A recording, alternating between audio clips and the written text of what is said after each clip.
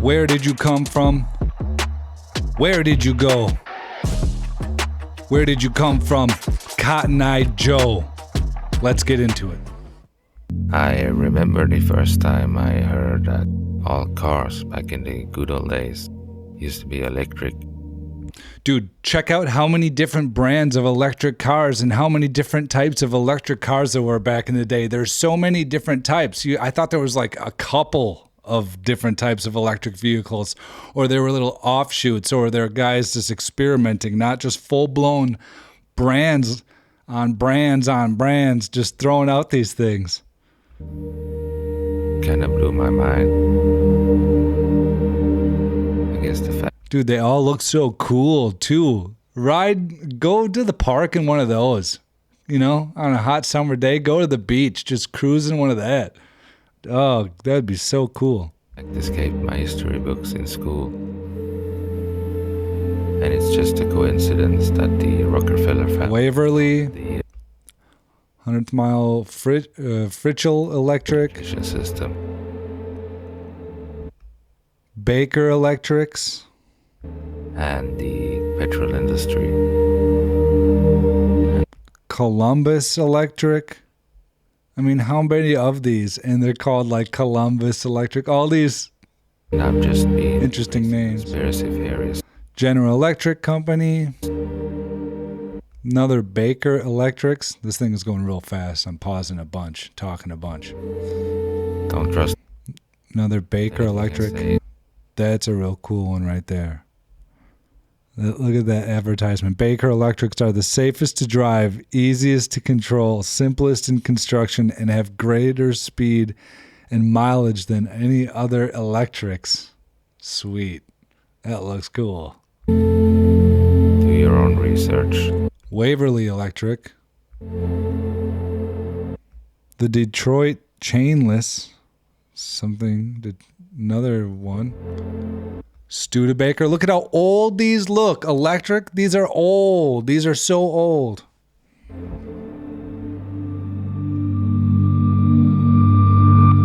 Milburn. Babcock. Dude, there was so many in there. There was so many. This wasn't just a couple. That's like it seems like there's more companies back then making them than there are today. I don't know if that's true or not. Let's ask ChatGPT about that, huh? How many different companies produced electric vehicles before 1950? Before 1950, several companies experimented with electric vehicles, though it wasn't a huge market. In the early 1900s, companies like Baker Electric, Detroit Electric, and Columbia were some prominent names producing electric cars. Others included Roush & Lang, Milburn, and Anderson, which made Detroit electric vehicles. By the 1920s, though, gasoline vehicles took over. So, while there were several companies, the number was relatively modest, perhaps a handful of key players. Just a handful of key players of people making electric cars before 1920 that they don't tell you about. Stupid. If you can see this device right here, you see the color spectrum. Okay, so this is the color spectrum that is coming off a chemtrailed sky right here. Chemtrailed sky. So what I did was I went outside with this device and I noticed that when they chemtrail the skies, the red spectrum is very, very low, but the blue, purples, and yellows and greens is very high. So when they chemtrail the skies, they're blocking out the red spectrum. This is why people buy red light incandescent bulbs and all of that, because of the fact that the red light spectrum is missing from our chemtrailed sky. Now, what's more interesting is when you get into the incandescent bulb, you see that the red spectrum is actually very high, and you see that the blue spectrum is practically non-existent. So this is why incandescent bulbs are very healing and very relaxing. They're giving you the red spectrum that they are blocking out with the chemtrails. So when they chemtrail this sky, what they're doing is they're blocking out the red spectrum. So you get lots of blue and purple and green and yellow light. And then what do the screens give you? Blue and yellow and green lights. So you're getting this constant blue light, which is making you a complete madman over time because they're blocking out all of the red spectrum. So I don't know what it is they're putting in the skies, but they're obviously putting in something, and you can use a tool and measure the light at those given days, and you could see the different spectrum that it's giving. So I don't have any reason not to believe what he's saying about that. And on another note, today as I'm driving around, this is in my skies. This is a picture I took just a couple hours ago, dude. Just in the skies. Are you telling me this isn't some chemtrails? Come on. You know, this is Appleton, Wisconsin, just a few hours ago. You know, I don't know what to tell you. That this is clear. I don't know what they're doing. They're obviously doing something. I don't know what it is. But they're spraying some shit. Look at that. It's just like fucking a diamond or square in the sky. Like, what are we doing here? So this is Appleton, Wisconsin. Yes, we have an airport. Yes, the airport isn't too far away from here. But this isn't airport stuff. This is a little bit later in the day. Some of the same ones. Some of those same trails or a similar area. And you can still see that they just linger on a little bit longer. But, man, this stuff is stupid. They're spraying some crap. Look at that, though. Look at that. I should have just, yeah, stupid. But they're doing something. And I believe it, that it would block out the red light. And I could see how that wouldn't be that, you know, the red light's good for us. And one thing I noticed, and I don't know if this is just me, but I noticed it was brighter out today, or it was a little. Do you guys ever get sensitive with your eyes at certain times, or like are some sunny days more hard on your eyes than others? And do you notice they have any correlation with anything, any suspicious looking activity in the sky? Let me know. I don't know. Let me know in the comments below. Tell me what you guys think, what you guys see, because I see it, and not just on the internet.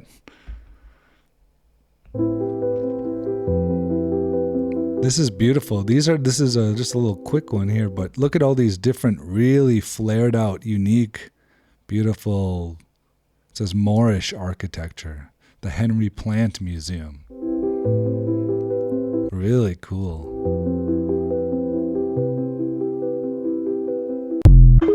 Yeah, it's a real cool one. It's terrifying when you figure out the reason why alcohol is given to us on such a mass scale and so easily accessible. The word alcohol comes from Arabic, which translates from alcohol to alcohol, meaning body eating spirit. The modern day for alcohol in Arabic is al-ghul, which means demon. This is why a specific alcoholic beverage called a gin is also the same word for a spiritual entity on the astral plane called a jinn with a J. Jinn is a negative energy form within the astral plane. What's even more terrifying is that alcohol is basically a potion. Witchcraft and magic never disappeared from the ancient times. It's still active and used today, yet people are just not aware. A potion is something that changes the consciousness of an individual. When you drink alcohol, each alcohol type is a different potion invoking a different feeling or spirit. Vodka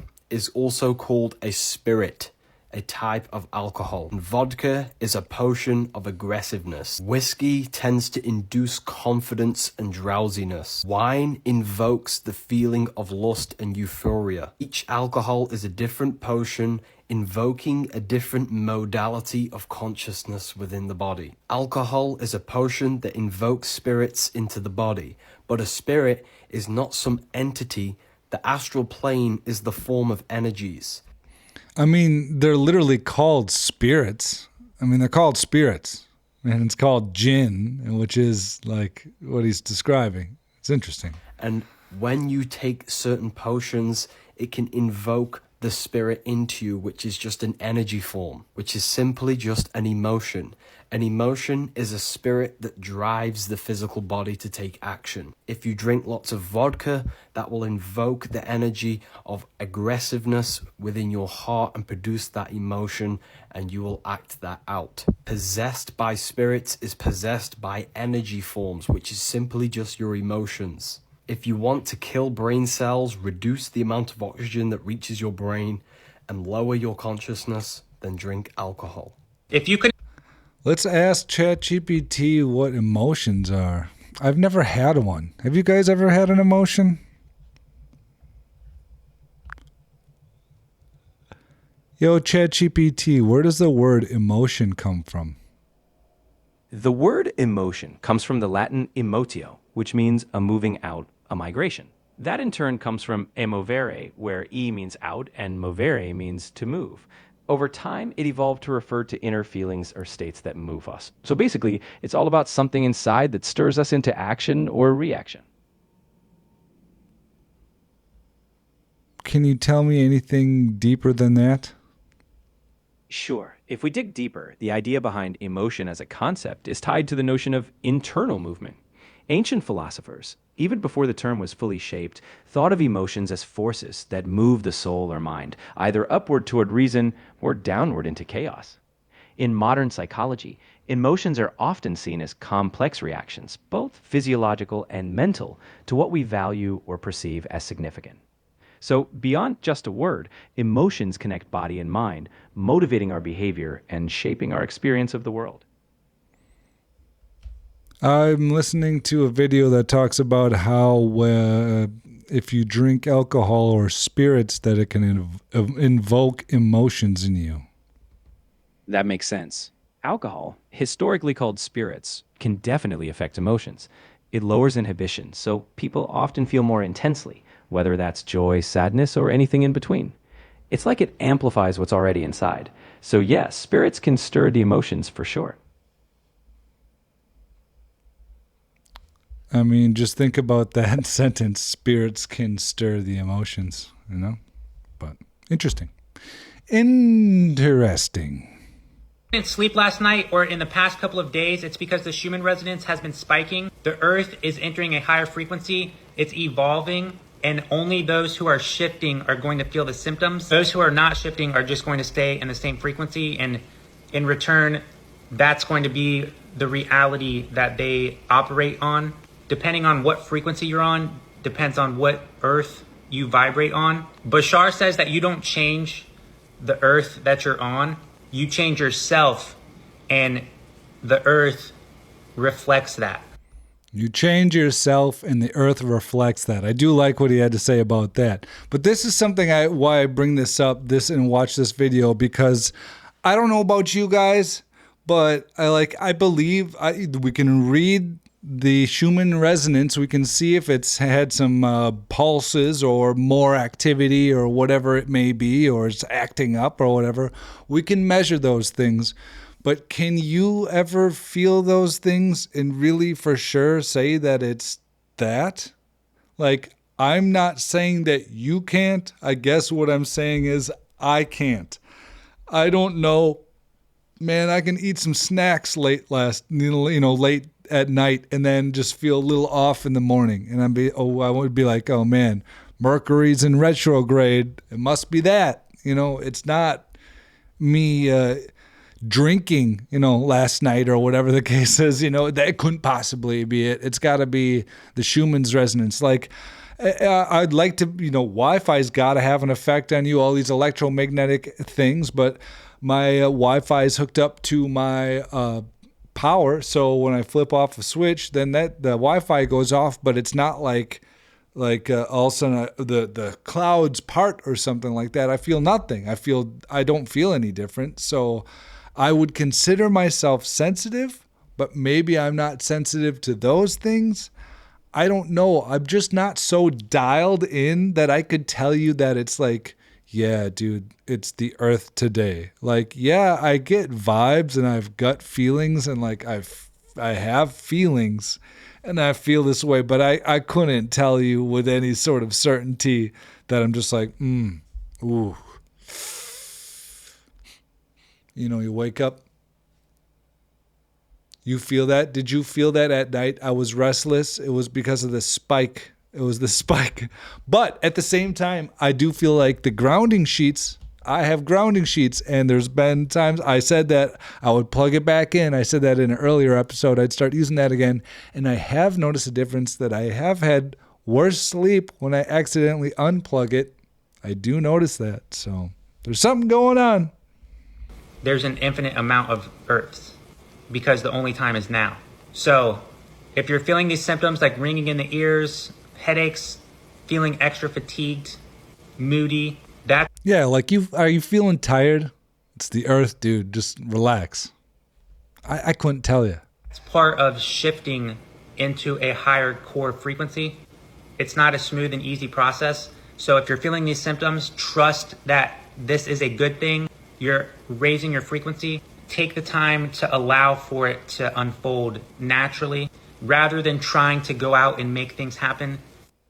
It's just so hard to tell, really. It's just really so hard to tell. I believe in this stuff. My gut intuition tells me that that's how the world actually does work in some ways like that. We are all connected, whether we're conscious of it or not, but I can't feel it so individually like that. Like, oof, the moon, just look at the moon. How am I supposed to have a good day when this is what the moon looks like? You know, I never have a good day when this is how the moon looks like. Let's get real, you know? I don't feel that way, so maybe you do. And I'm not saying that it's not true and that's not legitimate. I'm just saying I couldn't tell you.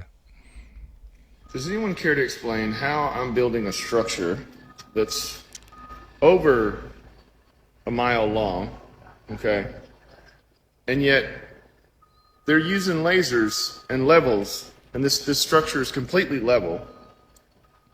And but so after a mile, you should have to compensate on this ground that you're excavating to be able to account for the 8 inches per mile squared. So, but it's not 8 inches below on the other end. They're literally pouring these footers for the columns at the same height, all the way down, over a mile. It's not 8 inches. I took a tape measure to it myself. So, can somebody please explain that? Yeah, let's explain that to him. I think this gentleman has it off. I don't think that the earth needs to be round in order for this to work out just fine, or flat or anything, in order to use a laser level in order to make a flat building on a round surface. It's just that the round surface could be very big. I'm not saying the earth is flat or round, but this is my hypothesis here. If you see, we got this building, this nice building. I'm so stupid. I can't see what I'm doing here. We got this building, right? So if it's on the earth, you could still make it flat. You would just have a little bit of a bulge, a 4-inch bulge now since it's in the middle, right? It wouldn't have to be a mile long. It would just be a 4-inch bulge that's covering up that. You would still make it flat, because why wouldn't you make it flat? It's only a mile long, and the earth is much longer and larger than that, and you can still make it flat. And I don't think it's going to be enough of an angle where someone's going to be standing all weird on the floor over here because the angle's so weird, because it is, once again, only a mile. So I think this guy's just got it off, and I think you can use a laser sight for even a longer distance than a mile and still have no problems. I'd say you could make it 10 miles long and just have a little bit of a hump there in the middle, just a little bit of dirt that piles up in the middle section that you kind of cut through, even if the earth was round. So I think this guy's got it off, but I could be wrong too. I was just a doodle, and this is just my brain, and we know that thing is flawed. Well, that's all I got for you today. I hope you guys liked this video, and if you did, please like and subscribe. And other than that, I'll see you guys tomorrow. Have a beautiful day.